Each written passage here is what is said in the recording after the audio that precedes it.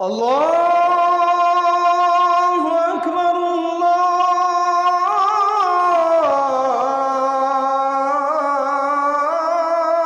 আল্লাহু আকবার। সারা বিশ্ব এখন যুদ্ধ পরিস্থিতিতে আছে, আমাদের বাংলাদেশও যুদ্ধ পরিস্থিতিতে আছে। আছে কিনা? বাংলাদেশের প্রকৃত খবর কি জানতে চান? একবারে আসল খবরটা, একেবারে আসমান থেকে ভেরিফাইড খবরটা জানতে চান? তাহলে আমি দেখতে পাচ্ছি বাংলাদেশকে কোথাও বসে বাংলাদেশের দুশ্মনরা 3 টুকরা করে রেখেছে। কয় টুকরা? শুধু সুযোগের সন্ধানে আছে, সময়ের প্রতীক্ষায় আছে। এই দেশটাকে 3 টুকরা অলরেডি করে রেখেছে তারা। প্রত্যেকটা মুসলিম কান্ট্রিকে 3-4 টুকরা করে নতুন মানচিত্র আঁকা হয়েছে। বাংলাদেশকেও 3 টুকরার মানচিত্র রেডি আছে অলরেডি। ও ভাইয়েরা, একেবারে ভেরিফাইড খবরটা বলছি। এই জন্যই যত একটা নড়বড়ে সরকার, ওরা চায় যাতে করে একটা হুঙ্কার দিয়ে ওই টুকরা কেড়ে নিতে পারে। আমি শুরু থেকে চিৎকার দিয়েছিলাম সরকার আরো মজবুত করা উচিত, কিন্তু সাম্রাজ্যবাদী আধিপত্যবাদীদের বি টিম কাজ করছে দেশে। শক্তিশালী একটা লবি দেশে কাজ করতেছে। আমাদের ছাত্ররা একটা প্রোক্লেমেশন ঘোষণাপত্র দিতে পারলো না। পেরেছে? পারে নাই। সুতার টানে ওটা হারিয়ে গেছে। এগুলি বুঝতে হবে। ও ভাইয়েরা, এইগুলো এক টুকরা। আরেক টুকরা হলো চিকেন নেকের পাশে রংপুর, দিনাজপুর, রাজশাহী, ওই অঞ্চলটা আরেক টুকরা। এই জন্য ইসকনের আন্দোলন, এই জন্য সংখ্যালঘু নাম দিয়ে মিথ্যাচারে একেবারে পার্শ্ববর্তী রাষ্ট্রটা বিশ্বের মধ্যে ফার্স্ট হয়েছে। এই ভুয়া সংবাদ, মিথ্যা সংবাদ বাংলাদেশ নিয়ে প্রোপাগান্ডায়, ঠিক নয় কি? এখন আমি কিন্তু এই তৃতীয় স্বাধীনতার প্রথম বন্দী আমি নিজে, প্রথম বন্দী আমি। 2021 সালে আমি যখন খুতবা দিয়েছিলাম, স্বাধীন, সমৃদ্ধ, নিরাপদ বাংলাদেশ চাই। কেন স্বাধীন, সমৃদ্ধ, নিরাপদ বাংলাদেশ চাইলাম? তারা চায় পরাধীন বাংলাদেশ, কলোনি বাংলাদেশ এবং দুর্বল বাংলাদেশ। আর আমি চাইলাম আমার মসজিদের খুতবা 2021 সালের 24 সেপ্টেম্বর, স্বাধীন, সমৃদ্ধ, নিরাপদ বাংলাদেশ চাই। মসজিদ থেকে বের হয়ে আমি ফোন পেলাম, আপনার মামলা আছে, আপনার মামলা আছে, আপনি রাষ্ট্রদ্রোহী। এই বাংলাদেশ এটা তোমার না, এটা আমাদের। তুমি এই দেশ স্বাধীন করতে চেয়েছো, তোমার তো খবর আছে। এবং 2 দিনের মাথায় আমি অ্যারেস্ট। কথা বুঝেছেন? ইতিহাস তো জানতে হবে আপনাদের। আমি একমাত্র স্বাধীনতার কথা বলে বন্দী হয়েছি, আর কিচ্ছু না। আর বাকি ও হাবি জাবি ওগুলো আমাকে অ্যারেস্ট করে নিয়ে ডিবি অফিসে খুঁজতেছে যে এখন যদি বলা হয় যে উনি স্বাধীন কেন চেয়েছেন, এই জন্য মামলা দিলাম, তাহলে তো ওদের হাড্ডি ভেঙে ফেলবো জনগণ। ওটা তো বলতে পারে না। এই জন্য ওইটাকে ঢেকে ওই করোনা মরোনা হাবি জাবি কতগুলো এনে আমাকে গ্রেপ্তার দেখিয়েছে। ওই প্রতারণা করেছি, কার নাকি টাকা খেয়ে ফেলছি। ও টাকা খেলো আমাদের। আদালত রায় দিয়েছে। আমি আমার যে স্কুলে, বড়জ ইন্টারন্যাশনাল স্কুল, সেই স্কুলের একটা শাখা নিয়েছিল রানা নামে একজন। আদালত রায় দিয়েছে, আমরা তার কাছে 74 লক্ষ টাকা, সম্ভবত 74 লক্ষ টাকা আমরা পাও না, কারণ সে আত্মসাৎ করেছে। ওটা, সে চোর। এখন চোর মুক্ত রয়েছে, আমরা গৃহস্থরা হ্যান্ডকাপ করলাম। এই তো ছিল বিগত গণতন্ত্রের মানুষ কন্যার গণতন্ত্র নাকি? ইনসাফ, হ্যাঁ হ্যাঁ, ফ্যাসিবাদের গণতন্ত্র। ও ভাইয়েরা, তো একেবারে আপনাদেরকে একবারে ভেরিফাইড সংবাদটা দিলাম। দেশটাকে কোথাও বসে ছক একে 3 টুকরা করার সিদ্ধান্ত করে রাখা হয়েছে। বাঁচার উপায় একটাই, একেবারে সীসা ঢালা প্রাচীরের মতো ঐক্যবদ্ধ থাকা আমাদেরকে। ঐক্যবদ্ধ, ইউনাইটেড বাংলাদেশ, ঐক্যবদ্ধ বাংলাদেশ, ঠিক নয় কি? এখন সরকার জনগণ চালায়, আলহামদুলিল্লাহ। আমরা ডক্টর ইউনূস সাহেবকে বিশ্বাস করি, জেনারেল ওয়াকরুজ্জামান ওনাকেও বিশ্বাস করি, আরও একদল আছে আল্লাহওয়ালা সৎ লোক প্রশাসনে, কিন্তু বৃহত্তর ভিতরে আছে এখনো মির্জাফর, এখনো মির্জাফর মুনাফিক। ও ভাইয়েরা, তো রাজনীতি শিখেন।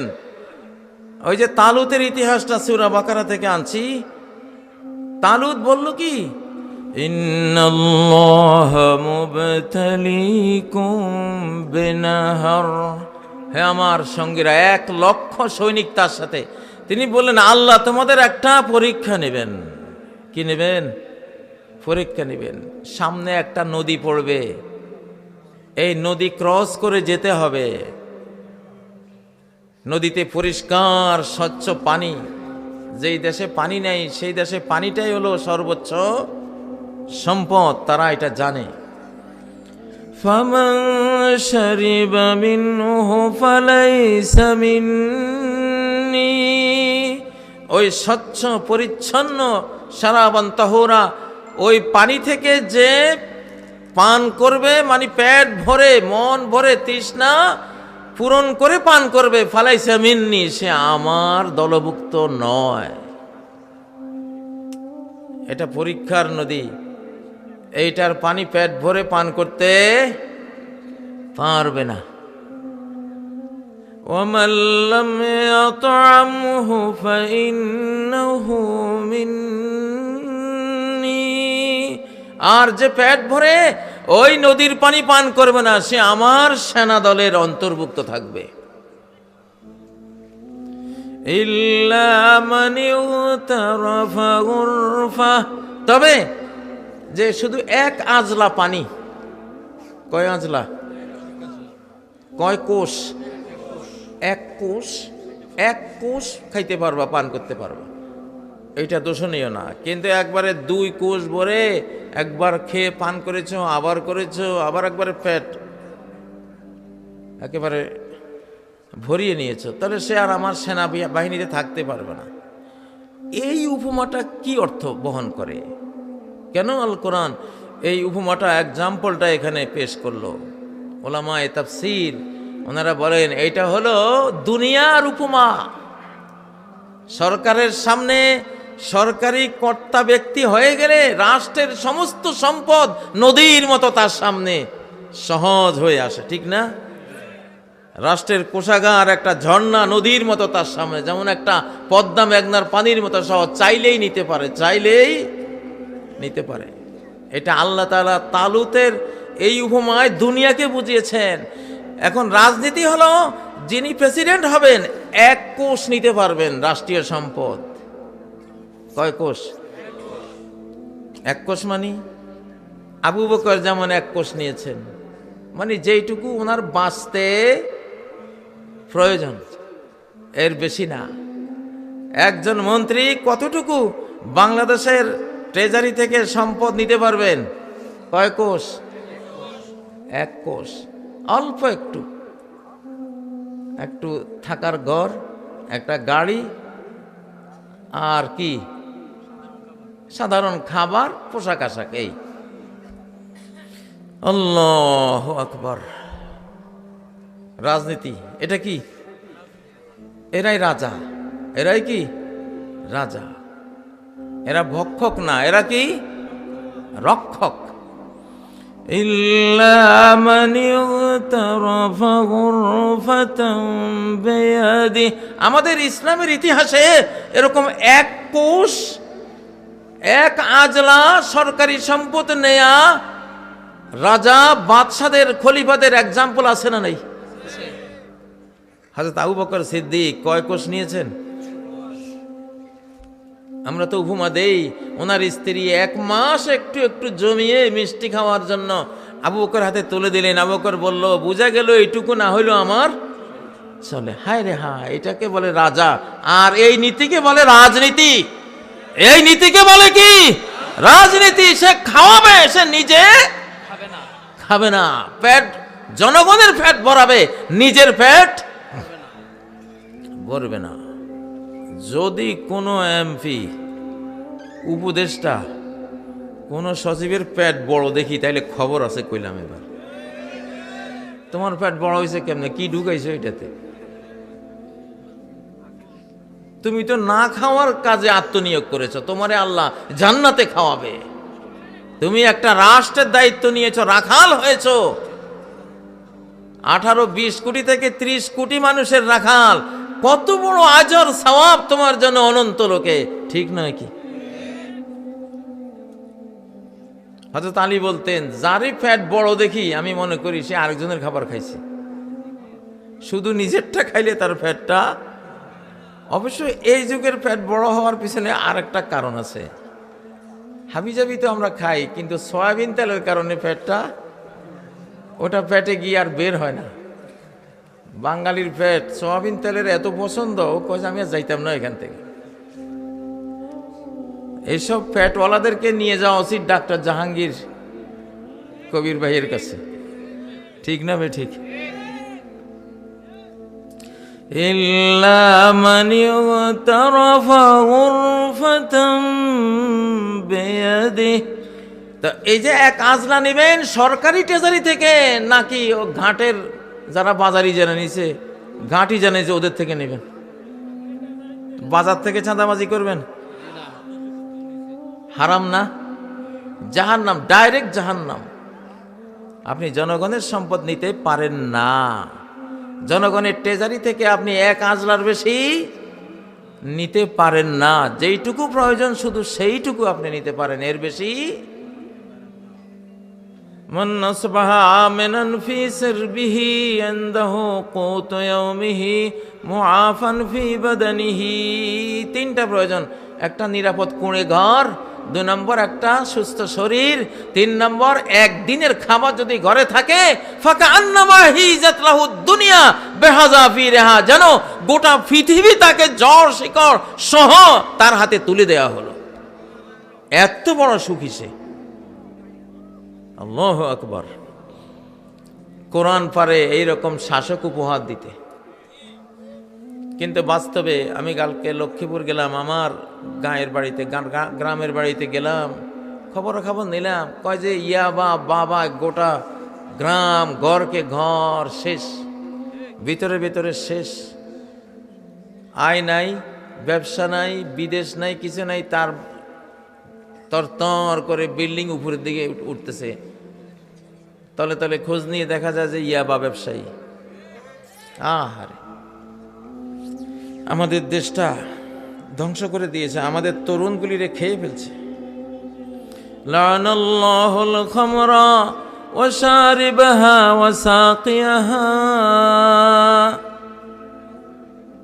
আল্লাহ মাদক দ্রব্যকে লানত দিয়েছেন, মাদক দ্রব্যকে লানত দিয়েছেন। এখন যদি কেউ মজলিস থেকে উঠে, আমি বুঝবো যে সন্দেহ আছে। কি আছে? সন্দেহ আছে। আল্লাহ লানত যারা ইয়াবা মাদক ব্যবসা করেন, তোমার ঘরে বাতি দেয়ার লোক থাকবে না, বংশ নিপাত হয়ে যাবে। আল হারাম ও আসলুল খারাপ, নবীজি বলেন হারাম জীবিকা হলো ঘর বাড়ি মানুষ ছাড়া হওয়ার, বংশে প্রদীপ জ্বালাবারও কেউ না থাকার মূল কারণটা হলো এই হারামটা। ফাতিলকা মাসাকিনুহুম খাওয়িয়াতাম বিমা যালামু। ওই দেখো ওদের ঘরবাড়ি পড়ে আছে, শূন্য, কেউ নাই। বাদুর, চামচিকা, শিয়াল, বিড়াল ওদের বিল্ডিং এ রেখে যাওয়া বিল্ডিং এ এখন থাকে, ঝরঝর করে পড়ে। জমিদার বাড়িগুলি, বাংলার আনাচে কানাচে জমিদার বাড়ি আছে না নাই? দেখেন না কি অবস্থা। এই জমিদারদের অত্যাচার জুলুমের কারণে আল্লাহ তাআলা ওরা যেমন মানুষের ঘর উজাড় করে দিয়েছিল, তাদের ঘর আল্লাহ তাআলা উজাড় করে দিয়েছেন কিনা? তোমরা যারা বাবা ব্যবসা করে তোমরা মনে করতেছো তোমরা বড়লোক হচ্ছ, আসলে সর্বহারা হচ্ছ। কি হচ্ছ? আল্লাহ বলছেন আমি আল্লাহ লানত করেন মদকে। লানত মানে কি? আল্লাহ একটা লানত করলে এই লানত জমিনে আসে, জমিনে ঘোরাফেরা করে আকাশে যায়, আকাশের দরজা বন্ধ, আবার জমিনে নামে, জমিনে নেমে যাকে লানত দেয়া হয়েছে তার কাছে যায়। যদি সেই লানতের যোগ্য হয় তার উপরে এটা বোম্বিং করার মতো বোম্বিং করে আর তারে নিপাত করে দেয়। এত ভয়াবহ ক্ষেপণাস্ত্র, পারমাণবিক ক্ষেপণাস্ত্রের মতো একটা ক্ষেপণাস্ত্র এই লানত। তো সেই লানতের মিসাইল মেরেছেন আল্লাহ তাআলা মদ জিনিসটাকে, বাবা যা আছে গাঁজা এগুলি। আর লানত করেছেন কাকে? ওয়াশারিবাহা, যে মদ পান করে, মাদক দ্রব্য গ্রহণ করে, খায়, তার উপরে লানত। কারা কারা মদ খাবেন না হাত তোলেন। আল্লাহ তওবা, আমি জানি এটা এই সব এলাকায় আছে। আল্লাহ বলেন, আল্লাহ আমরা তওবা করছি, আপনার কাছে ক্ষমা করছি, জীবনে প্রয়োজনে না খেয়ে থাকবো, তবু বাবা খাবো না, বিক্রিও করব না, কিনবো না। হাত নামান। আরে ভাই, নতুন একটা বাংলাদেশ কাদেরকে দিয়ে গর্ব যদি তরুণী যুবক শক্তিটাকে বাবা দিয়া ধ্বংস করে দেয়। এটা এই আধুনিক যুগের একটা যুদ্ধ। বিভিন্ন জাতি আরেক জাতিকে যখন কলোনি দাসদাসী বানাতে চায়, তখন ওই জাতির মধ্যে মাদক দ্রব্য ঢুকিয়ে পর্নোগ্রাফিক অ্যাডিক্ট, ড্রাগ অ্যাডিক্ট করে তাদেরকে যুব শক্তিটাকে একেবারে মেচাকার করে দেয়। আমি যেই জেলে ছিলাম সেই জেলে আমরা বন্দি ছিলাম 10,000, সেখানে দেখেছি 8,000 হলো এই বাবার ইয়াবার আসামি। দেশটা আছে, দেশটা ভিতরে ভিতরে শেষ করে দিচ্ছে। এগুলি ওই মিয়ানমার থেকে আসে, ইন্ডিয়া থেকে আসে, ওরা টার্গেট করে করে আমাদের দেশে এগুলো দেয়। তাহলে যে মদখোর তার উপরে লানত। ওয়াসাকিয়াহা, যে মদ পরিবেশন করে, মদ পরিবেশন করে, সেও মালউন। সেও কি? মালু বুঝেননি বাংলাদেশে? হ্যাঁ, এই মালুনকে মালু কয়। কি কয়? মালু। যে মদ পান করে সেও মালু, আর যে মদ খাওয়ায় আরেকজনকে সেও কি? মালু। মালু তো একটা গালি না বাংলাদেশে? কিন্তু হাদিস বলতেছে যারা মদের সাথে রিলেটেড সব মালুর দল। ওয়াসাকিয়াহা ওয়া বায়আহা, যে বিক্রি করে সেও মালু, ওয়া মুবতাআহা, যে কিনে সেও মালু, ওয়া আসরাহা, যে মদ বানায় সেও মালু। অভিশপ্ত। ওয়া মুতাসিরাহা, যে মদ বানাবার বা আনার অর্ডার দেয় সেও মালু। ও হামেলাহা, যে বহন করে নিয়ে আসে সাপ্লাইকারী সেও মালু। ওয়াল মাহমুলাতা ইলাইহি, যার কাছে, যে নেতার কাছে নেওয়া হয় সেই নেতাও কি? মালু। তাইলে আমরা কি বাবার দিন শেষ, এরপরে কি হবে?